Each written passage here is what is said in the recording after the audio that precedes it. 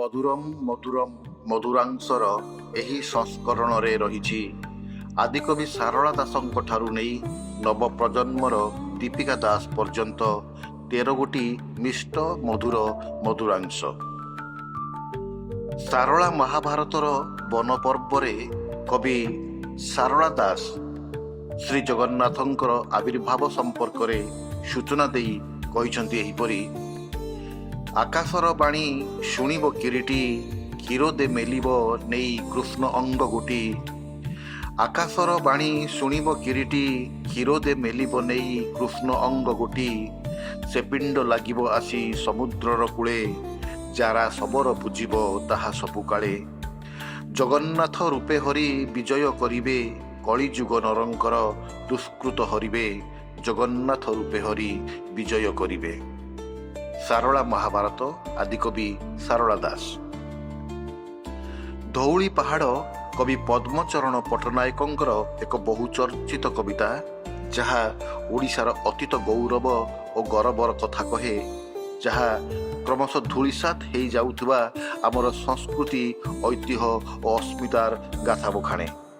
ସେଇ କବିତାରୁ ଗୋଟିଏ ପଂକ୍ତି। ଧଉଳି ପାହାଡ଼ କାହିଁକି ମୌନେ ରହିଛ ଆଜି। ଦଇଆ ବାଲିରେ କେତେ ଖୋଜୁଥିବ ଅତୀତ ଗୌରବ ଗରବରାଜି। ଧଉଳି ପାହାଡ଼ କାହିଁକି ମୌନେ ରହିଛ ଆଜି। ଦଇଆ ବାଲିରେ କେତେ ଖୋଜୁଥିବ ଅତୀତ ଗୌରବ ଗରବରାଜି। ଧଉଳି ପାହାଡ଼ ରୁକ୍ଷ ମୁଖ ଦୁଃଖେ ଗୁଳ୍ମେ ଆବରି। ତପସ୍ୱୀ ପୁରାଏ ବସି ରହିଅଛ, କି ଭାବନା ଭାବି ଦିବା ସର୍ବରୀ। କି ଭାବନା ଭାବି ଦିବା ସର୍ବରୀ।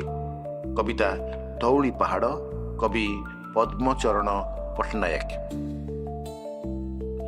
ଭଗବାନ ସବୁବେଳେ ଭକ୍ତର ଅନୁଗତ, ଏକଥା ଜାଣିବି ହସି ଉଡ଼େଇ ଦିଅନ୍ତି ବଡ଼ ବଡ଼ ପଣ୍ଡିତଗଣ। ଯେମିତି ଗୋଦାବରୀଶ ମହାପାତ୍ରଙ୍କ ଏଇ ଗଳ୍ପରେ ଭଗବାନଙ୍କୁ ଖୋଜୁଥିବା ପାଗଳୀ କମଳୀର କଥା କହନ୍ତି କଥାକାର। ଦିନେ ନୁହେଁ, ମାସେ ନୁହେଁ, 2 ବର୍ଷ କାଳ ପାଗଳୀ କମଳୀ ପୁରୀ ସହର ଭିତରେ ଏହିପରି ତାର ଦିଅଁ ଖୋଜିବାରେ ଲାଗିଲା। ଏକଥା ସେ ଚାରିଆଡ଼େ ଡାକି ବଜେଇ କହିଲା। ଯିଏ ଶୁଣିଲା ସିଏ ହସିଲା। ଲୋକେ କି ଦିଅ ଖୋଜନ୍ତି? ବଡ଼ ବଡ଼ ପଣ୍ଡିତ ମଧ୍ୟ ଏକଥା ଶୁଣି ହସିଲେ। ଯିଏ ଦେଖିଲା ଥଟ୍ଟା ଟାହୁଲି କରି କଥାକୁ ଉଡ଼େଇ ଦେଲା। ଗଳ୍ପ ତୁମେ କି ସତେ ପାଷାଣ ହେଲ, ଗାଳ୍ପିକ ଗୋଦାବରୀଶ ମହାପାତ୍ର। କବି ଚିନ୍ତାମଣି ମହାନ୍ତି ଓଡ଼ିଆ କବିତାରେ ଏକ ଜାଜୁଲ୍ୟମାନ ଶୃଙ୍ଗ। ଅମୃତମୟ ଏହି ପ୍ରକୃତି ସହ ଅମୃତର ସନ୍ତାନ ଏହି ମଣିଷର ଜୀବନାମୃତ ଗୁଞ୍ଜରିତ ହୁଏ ତାଙ୍କ କବିତାର ଛନ୍ଦରେ ଛନ୍ଦରେ, ଯେମିତି ଏହି ପଦ୍ୟାଂଶରେ। ମୁଁ ତ ଅମୃତ ସାଗର ବିନ୍ଦୁ, ନଭେ ଉଠିଥିଲି ତେଜି ସିନ୍ଧୁ। ମୁଁ ତ ଅମୃତ ସାଗର ବିନ୍ଦୁ, ନଭେ ଉଠିଥିଲି ତେଜି ସିନ୍ଧୁ। ଖସି ମିଶିଛି ଅମୃତ ଧାରେ, ଗତି କରୁଛି ସେ ଅକୁପାରେ। ପଥେ ଶୁଖିଗଲେ ପାପ ତାପରେ, ହୋଇ ଶିଶିର ଖସିବି ତାପରେ। ଅମୃତମୟ ଅମୃତରୟ ସହିତ ମିଶିବି ସାଗରେ। ଅମୃତମୟ ଅମୃତରୟ ସହିତ ମିଶିବି ସାଗରେ। କବିତା ଅମୃତମୟ, କବି ଚିନ୍ତାମଣି ମହାନ୍ତି। ପଲ୍ଲୀ କବି ନନ୍ଦକିଶୋର ବଳଙ୍କ କବିତାରେ ପଲ୍ଲୀ ବର୍ଣ୍ଣନାର ଦୃଶ୍ୟ ଏତେ ସ୍ୱଚ୍ଛ ଓ ପ୍ରାଞ୍ଜଳ ଯେ କାବ୍ୟମୋଦୀ ପାଠକର ମନଶ୍ଚକ୍ଷୁରେ ଉକୁଟି ଉଠେ ସେହି ପଲ୍ଲୀର ଶୋଭାରାଜି। ଯେମିତି ଏହି କବିତାଂଶରେ। ଶୀତ ଶେଷେ ଗ୍ରାମ ବଧୂଗଣ କରି ପ୍ରାତଃ ସ୍ନାନ ସମାପନ। ଶୀତ ଶେଷେ ଗ୍ରାମ ବଧୂଗଣ କରି ପ୍ରାତଃ ସ୍ନାନ ସମାପନ। ଥର ଥର ଦଶନରେ ତୁନି ତୁନି ନିଶ୍ୱନରେ। ଦୁଃଖ ସୁଖ କହି ଆସୁଥିଲେ ବାଳାଗଣ। ବହୁଥିଲା ମୋ କର୍ଣ୍ଣେ ଶେଷ୍ୱନ ସମୀରଣ। ବହୁଥିଲା ମୋ କର୍ଣ୍ଣେ ଶେଷ୍ୱନ ସମୀରଣ। କବିତା ପଲ୍ଲୀ ପଥ, କବି ନନ୍ଦକିଶୋର ବଳ। 51 ବର୍ଷ ବୟସର ଆୟୁଷ୍କାଳରେ ଉତ୍କଳମଣି ଗୋପବନ୍ଧୁ ଦାସ ନିଜର କର୍ମ, କର୍ତ୍ତବ୍ୟ, ନିଜର ମାନବିକତା ଓ ସଂସ୍କାର ବୋଧକୁ ନେଇ ଉତ୍କଳ ମାତାର ମଥାରେ ମଣି ସଦୃଶ୍ୟ ଜାଜୁଲ୍ୟମାନ। ଯେତେବେଳେ ତାଙ୍କୁ 25 ପୁରି 26 ପ୍ରବେଶ ହେଲା, କିଛି କରି ନ ପାରିଥିବାର ଗ୍ଲାନିରେ ବିବ୍ରତ ତାଙ୍କର ଏହି କବିତା। ଅଲକ୍ଷିତେ ନିଶବଦେ ଆହାକି ବେଗରେ ବହି ଯାଉଅଛି କାଳ ନିରପେକ୍ଷ ନଦୀ। ଅଲକ୍ଷିତେ ନିଶବଦେ ଆହାକି ବେଗରେ ବହି ଯାଉଅଛି କାଳ ନିରପେକ୍ଷ ନଦୀ। ଅସଂଖ୍ୟ କଳ୍ପନା କଳି ରହିଛି ଅନ୍ତରେ, ବିକଶିତ ହୋଇନାହିଁ ଗୋଟିଏ ଅବଧି। 25-26 ବର୍ଷ ହେଲା ଏବେ ଗତ, ପଛକୁ ଚାହିଁରେ ହୃଦ ଆହାକି ବିକଳ। 25-26 ବର୍ଷ ହେଲା ଏବେ ଗତ, ପଛକୁ ଚାହିଁରେ ହୃଦ ଆହାକି ବିକଳ। ଅତୀତ କେବଳ ମୋର ରୁକ୍ଷ ସୈକତ, ଦିଶେ ନାହିଁ କାହିଁ ଏକ ଶ୍ୟାମ ଦୁର୍ବାଦଳ, ଦିଶେ ନାହିଁ କାହିଁ ଏକ ଶ୍ୟାମ ଦୁର୍ବାଦଳ। କବିତା 26 ବର୍ଷ ପ୍ରବେଶ, କବି ଗୋପବନ୍ଧୁ ଦାସ। ହା ଅନ୍ନ, କା, ବାଲିରାଜା, ଶାସ୍ତି, ଝଞ୍ଜା ପରି ଅନତିକ୍ରମ୍ୟ ଉପନ୍ୟାସ ସାହିତ୍ୟର ସ୍ରଷ୍ଟା ଔପନ୍ୟାସିକ କାହ୍ନୁଚରଣ ମହାନ୍ତି ତାଙ୍କର 6 ଦଶନ୍ଧିର ସାହିତ୍ୟ ଯାତ୍ରାରେ 56ଟି ଉପନ୍ୟାସ ଭେଟି ଦେଇଛନ୍ତି ଓଡ଼ିଆ ବାଣୀ ଭଣ୍ଡାରକୁ, ଯେଉଁଥିରେ ମୁଖ୍ୟତଃ ଓଡ଼ିଶାର ଗାଁ ଗହଳିର ଆର୍ଥିକ, ସାମାଜିକ ଓ ପାରିପାର୍ଶ୍ୱିକ ଦୃଶ୍ୟ, ଯେମିତି ତାଙ୍କର ଏପାରି ସେପାରି ଉପନ୍ୟାସର ଏହି ଧାଡ଼ିଗୁଡ଼ିକରେ। କହନ୍ତି କଟକ ରାଇଜର ଧନଭଣ୍ଡାର ଏଇ କୁଜଙ୍ଗ, ହେଲେ ଲୋକଙ୍କ ଉପରେ ଆପଦ ବିପଦ ସବୁବେଳେ ଝୁଲି ରହିଥାଏ। ଝଡ଼ ତୋଫାନ ହେଲେ ଘରଦ୍ୱାର ଉଡ଼େଇ ନିଏ, ବର୍ଷା ହେଲେ ଜମି ଉପରେ ଡଙ୍ଗା ଚାଲେ, ଗାଁ ଗୁଡ଼ିକ ସମୁଦ୍ର ମଝିରେ ଦ୍ୱୀପ ପରି ଦିଶନ୍ତି। ରାସ୍ତାଘାଟ ନାହିଁ, ଚାଲିକରି ଗୋଟିଏ ଗାଁରୁ ଆର ଗାଁକୁ ଯିବା କଷ୍ଟ। ବର୍ଷା ଦିନେ ଶଗଡ଼ ବଳଦ ଚାଲିବ ନାହିଁ, ଘରେ ଘରେ ହୁଲି ଡଙ୍ଗା, ସେଇ ଡଙ୍ଗା ଲୋକଙ୍କର ଗୋଡ଼। ଉପନ୍ୟାସ ଏପାରି ସେପାରି, ଔପନ୍ୟାସିକ କାହ୍ନୁଚରଣ ମହାନ୍ତି। ଏବେ ବି ଆମେ କଳିଙ୍ଗ ଯୁଦ୍ଧ, ବାରବାଟୀ, ବୋଇତ, ସାଧବ, ଏବେ ବି ବକ୍ସି ଜଗବନ୍ଧୁ, ସୁରେନ୍ଦ୍ର ସାଏ, ବାଇମୁଣ୍ଡି ପରି ପ୍ରାଚୀନ ଗୌରବକୁ ନେଇ ଆମେ ଛାତି ଫୁଲଉ।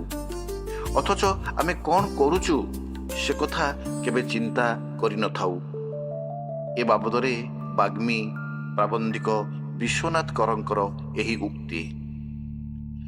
ବର୍ତ୍ତମାନକୁ ଛାଡ଼ି ସମ୍ମୁଖ ଦୃଷ୍ଟି ପରିହାର କରି ଯେଉଁମାନେ କେବଳ ପ୍ରାଚୀନ ଆଡ଼କୁ ଅନାଇ ବସିଥାନ୍ତି, କେବଳ ପ୍ରାଚୀନର ଗୌରବ ଘୋଷଣା କରିବାରେ ବ୍ୟସ୍ତ ରହନ୍ତି, ସେମାନେ କେବଳ ଏକ ପ୍ରକାର କାଳ୍ପନିକ ସ୍ୱର୍ଗରେ ବା ଫୁଲ୍ସ ପାରାଡାଇଜରେ ବାସ କରୁଥାନ୍ତି। ପ୍ରକୃତ ଜୀବନଠାରୁ ସେମାନେ ବହୁତ ଦୂରରେ। ସ୍ୱୀକାର କଲୁ ଆମ୍ଭମାନଙ୍କ ପ୍ରାଚୀନ ସାହିତ୍ୟ ଅତ୍ୟନ୍ତ ଗୌରବାନ୍ୱିତ। ତୋ ଦ୍ୱାରା ଆମ୍ଭମାନଙ୍କର କି ମହତ୍ଵ ପ୍ରକାଶ ପାଇଲା? ସେମାନଙ୍କ ଶକ୍ତି ଅନୁସାରେ ସେମାନେ କାର୍ଯ୍ୟ କରି ଯାଇଅଛନ୍ତି, ଆମ୍ଭେମାନେ କ'ଣ କଲୁ? ଆମ୍ଭମାନଙ୍କ ଶକ୍ତି କି ପରିମାଣରେ ମାତୃଭାଷାର ଉନ୍ନତି ସାଧନ ପାଇଁ ନିୟୋଜିତ ହେଲା? ପ୍ରତ୍ୟେକ ଶିକ୍ଷିତ ବ୍ୟକ୍ତି ଏହାର ହିସାବ ଦେବାକୁ ଧର୍ମତଃ ବାଧ୍ୟ।